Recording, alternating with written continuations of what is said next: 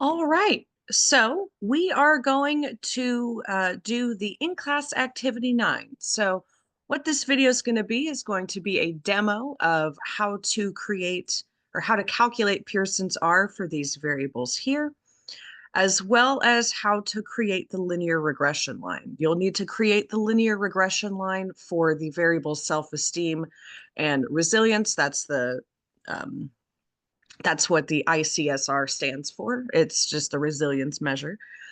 You'll also be creating a regression line for impulsiveness and resilience. And lastly, sensation seeking and resilience. So I'm going to show you how to create that linear regression line using a scatter plot. Um, as far as this information down here, you can refer to the PowerPoints as far as how to determine what the p-value is, and as far as retaining or rejecting the null hypothesis. We should be familiar with how to do that using p-value by now, but this has already been done in Excel, so I'm not going to be showing this, but rather if you want to follow up on that and want to double check how to determine the p-value from this table, from this readout, like I said, just be sure to refer to the PowerPoints. But like I said, this video is going to be focusing on Pearson's R and linear regression lines. So let's get started with that. So we start at the beginning at the data set itself. In this case, it's the in-class activity 9 data set.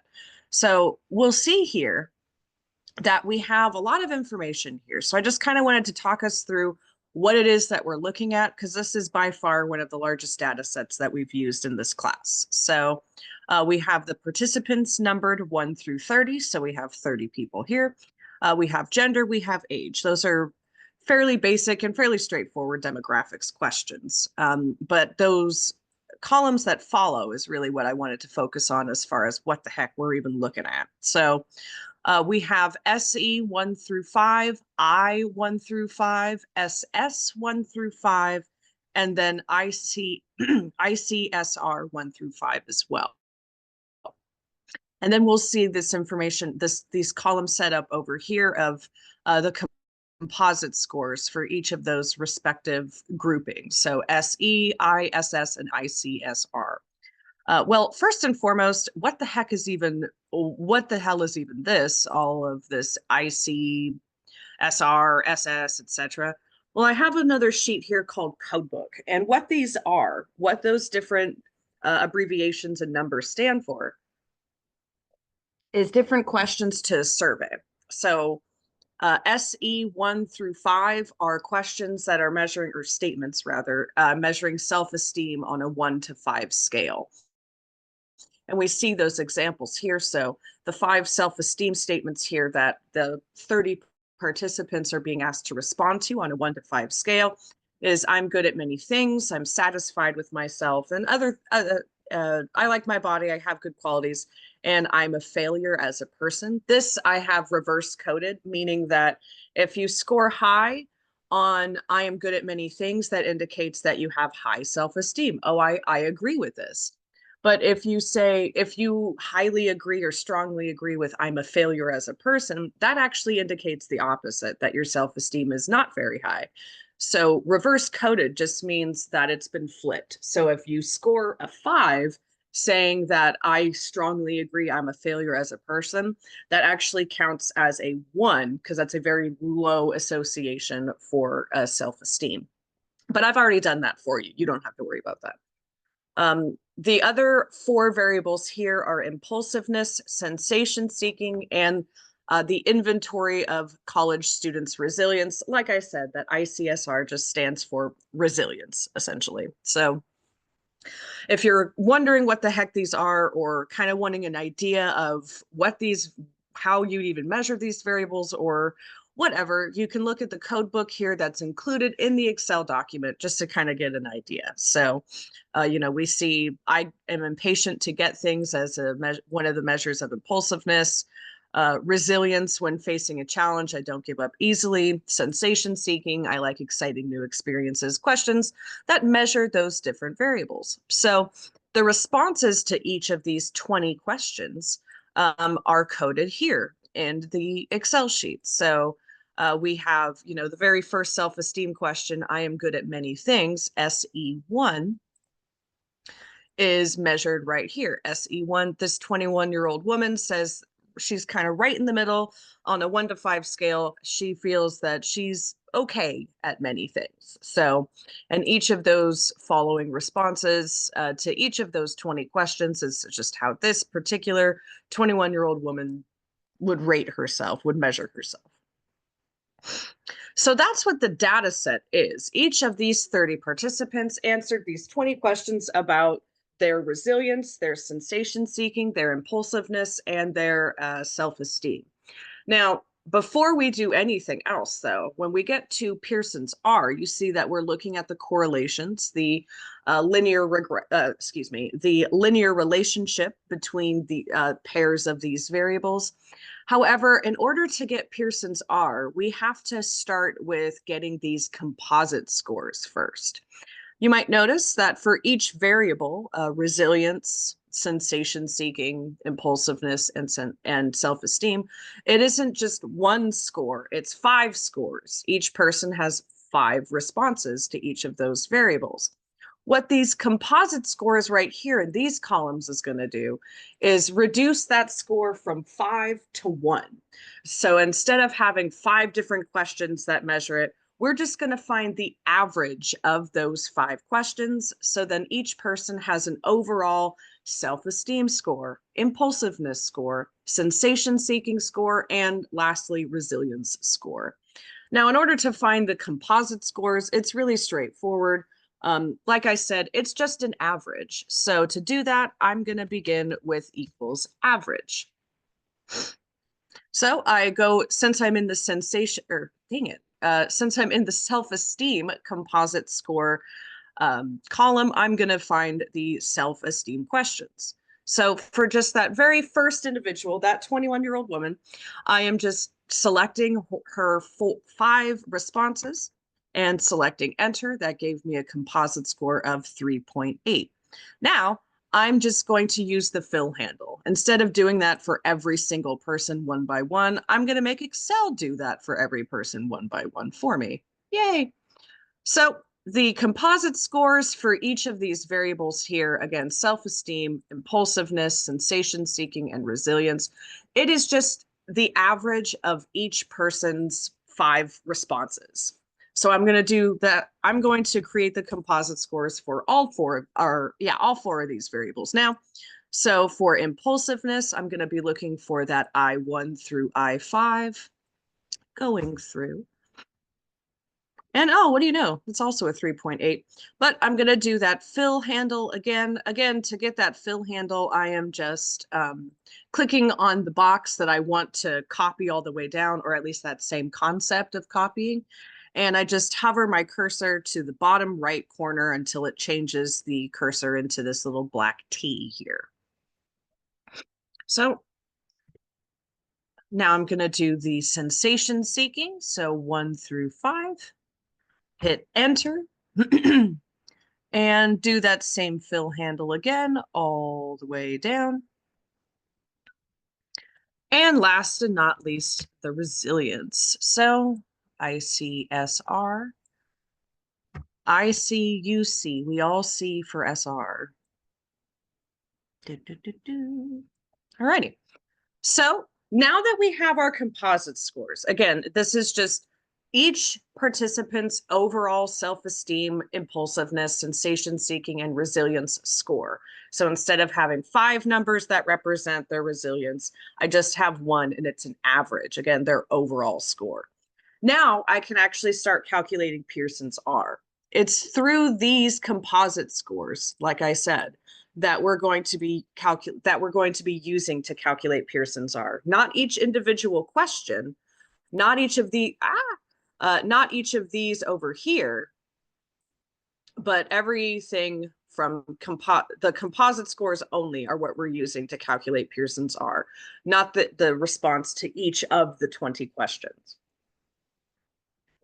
So in order to get Pearson's R, we're going to do equals, of course. We know that in Excel, typing in equals is essentially saying, hey, Excel, do this for me, but we got to tell it to do something. So we're going to start by typing Pearson, or pairs, I guess. And I'm just going to hit tab so then I can tell Excel, this is what I want. Now, Excel says here array 1, comma, array 2. Now, it's really important that comma is very important to include when you're selecting the data.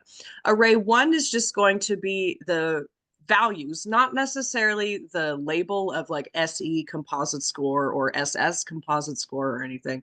We're only going to be looking at the values. So from 3.8 down to 3 for self-esteem. So we have one of our variables. That would be array 1. But keep in mind that correlation, or Pearson's R, is the measure of the correlation between two quantitative variables. Well, we have one of them, and the comma is how it separates it. This is telling Excel, okay, there's my first variable. There's variable X. Now I want to give it variable Y. I just realized that the columns are labeled X and Y. That's silly. Anyway, so I have that comma down, and since this is the box for self-esteem and impulsiveness, I selected the I composite score, the impulsiveness composite score, and then I hit enter. You'll know that you've done it correctly for Pearson's R if the variables that you're looking at, the self-esteem and impulsiveness, or whatever pair that you're finding the correlation for, if those two variables are different colors. So that is how you know Excel. Also, that is how Excel knows that these are two separate variables. A common problem that I see when calculating Pearson's R is instead of including that comma, maybe just selecting all of the data and then just hitting enter. You're gonna get a problem there. Excel's gonna be like, hey, correlation is the measure of two quantitative variables. You've only given me one. And you might be saying, nuh-uh, I gave you two of them. You need to have the comma there to separate it. That's how Excel knows. We as humans might know. We're smart generally, but Excel doesn't. So it has its limitations, but it's an easy fix. Just make sure you include that comma between selecting the values for the variables. Okay, so I've shown you how to do correlation. Now I've shown you how to calculate Pearson's R. You'll do the rest. And in the activity, you'll see that it's also going to be asking you what the strongest correlation, what the strongest relationship in these variable pairings are. So just make sure to answer that. The last thing I'm going to show you is going to be how to create a scatter plot so you can get the linear regression equation. I showed you guys how to do the linear regression equation, or how to calculate the slope as well as the y-intercept. And you could do it by hand, but it's going to take you a lot longer because remember, it is essentially having to calculate correlation by hand. And as we can see, we didn't have to do that. We had Excel do it for us. Thank you, Excel. But let's do this. So as far as the linear regression that we're going to need to use, we are going to look at self-esteem and resilience. That's the first one. So let me self-esteem and resilience. Okay. So I want to create a scatter plot. Now, what I like to do is we're going to be, oh, by the way, the scatter plots we're creating, we're going to be using the composite score data again. Once we calculate the composite scores, we're pretty much dealing with these exclusively as far as our calculations for Pearson's R and as far as generating the linear regression equation goes. So once you have these, you can just kind of ignore the rest of the data set. Don't delete it because then it'll delete all of this, but we're really going to primarily be focusing on this at this point. So to make a scatter plot, I'm actually going to want to have these columns next to each other immediately. So what I'm going to do is I'm going to set it up so my self-esteem, the SE, oh, I actually need to copy it instead of just selecting it.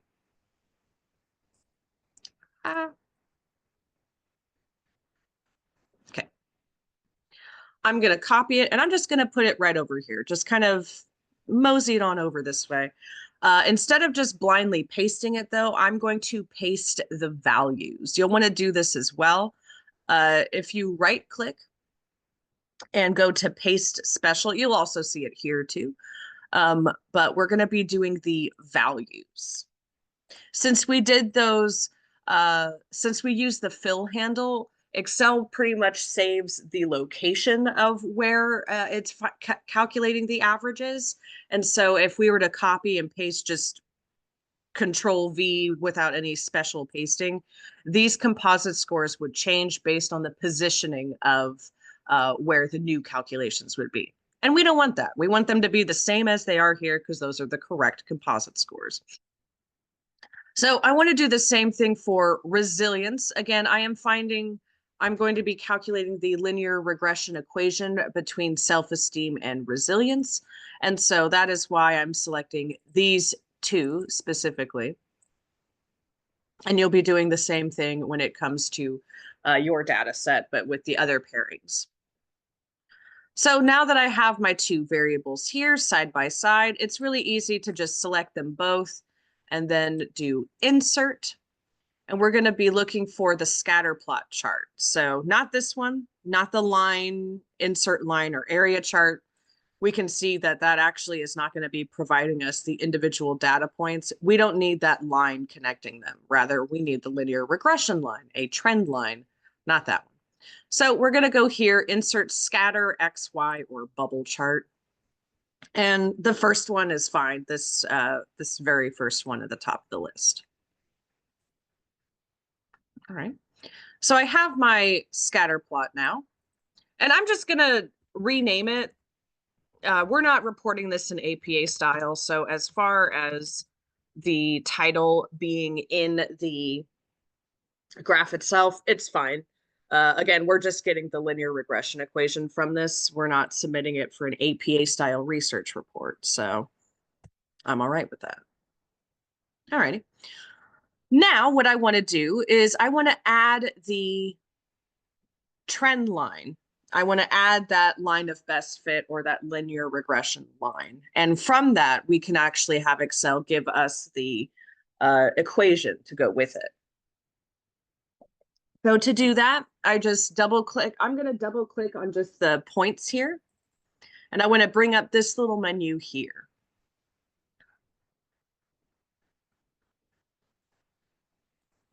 Okay.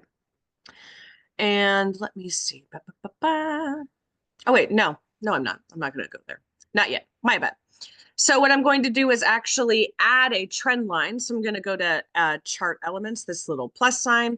If that plus sign doesn't show up, you can also see it up here in chart design. When you click anywhere in your chart, these little tabs will come up. And so I want to add chart element. I want to add a trend line. And that trend line I'm adding is going to be linear. So now I got ahead of myself before. Now I'll double click this trend line when it comes up, and I want to see that menu come up, this bad boy right here, the trend line options. So we already have linear selected. That's what we want. But now I'm actually going to go to the bottom, scroll to the bottom of this and have display equation on chart. And it always overlaps and it drives me nuts, but there we go. That is our linear regression equation. So just be sure to round that to 2 decimal places, and then boom, bam, you have your linear regression equation.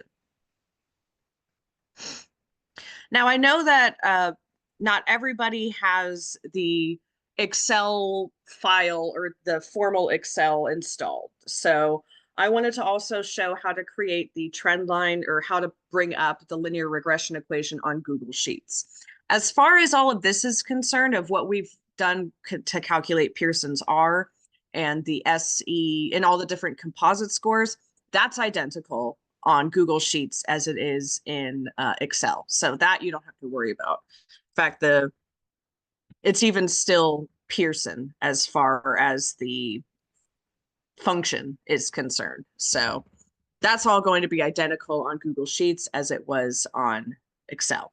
But what we'll need to do is, here, let me copy this again. Let me do the same thing I just did, but now just in Google Sheets. So again, paste special. I just copied the self-esteem and I want to do values only. And I want to have resilience right next to it. So I'm going to copy that.